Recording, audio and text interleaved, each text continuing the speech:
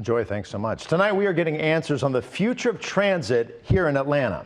The mayor announced these 4 MARTA rail stations coming to the BeltLine trail, but missing from that announcement is how the city will pay for it and when the stations will be up and running. And today, Atlanta News First reporter Patrick Quinn took those questions back to the mayor. Patrick joins us now live from the future Murphy Crossing Station in Southwest Atlanta. So Patrick, what'd you learn out there today?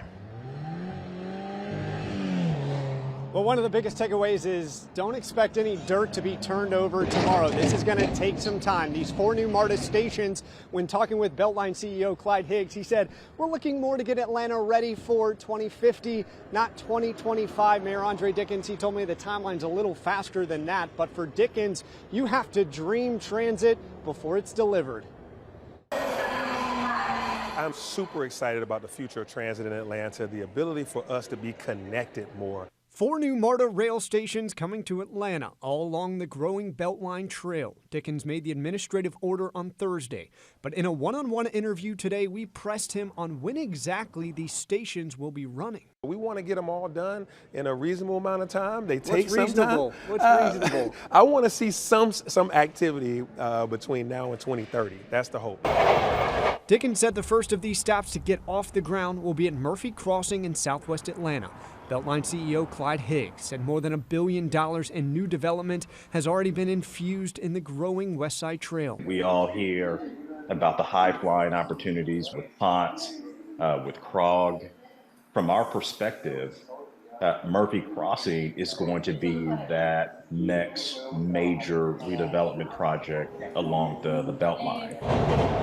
So how is the city going to pay for these stations? What MARTA has approximated will cost at a minimum $400 million.